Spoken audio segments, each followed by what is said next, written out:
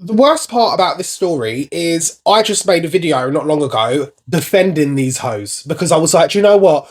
Your parents are so embarrassing, so disgraceful, and they've humiliated you enough. But now we know that little Miss Princess knew exactly what was going on and was actually giving her mum advice for how to speak about this sick motherfucker. This is the story. What Beatrice really knew about her parents' dealings with this man.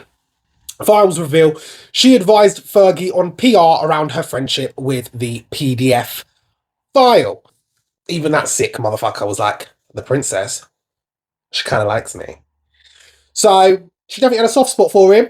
Clearly, Princess Beatrice helped advise Sarah Ferguson on how to publicly backtrack when the former Duchess of York upset him by calling him what he is. Her mother said in an email.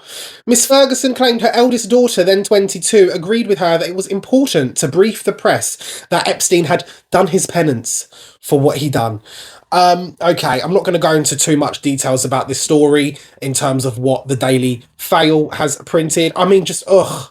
Look at them. No amount of money can stop the greed that comes out of these people. That's why I don't even think this family should exist, if I'm honest with you. I think they should be abolished. To be fair, though, I have got a soft spot for William and Kate. I do think they do come across genuine. I don't know. I just don't get.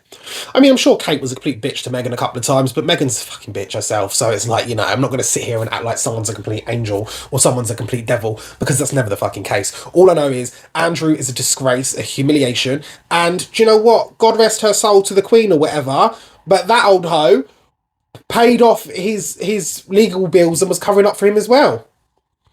Ugh, this story just makes me sick. Like, you guys are that privileged. You're born into this royal establishment where you've never had to work a day in your life, and your life has been in palaces and balls and dinners and banquets, yet you still find it in yourself to be a low-down piece of shit that defends the worst of the worst and is willing to say and do whatever for a free trip on a fucking jet.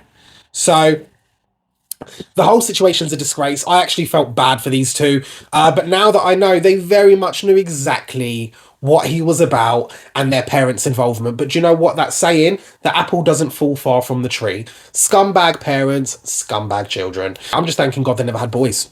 Can you imagine if they had sons?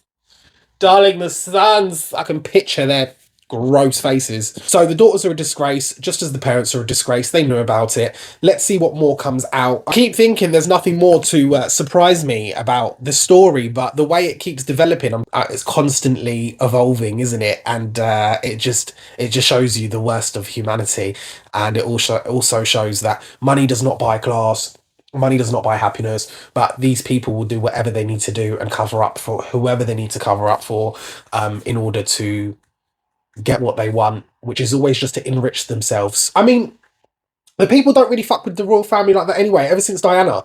Ever since we lost Diana, no one really that was left is likeable.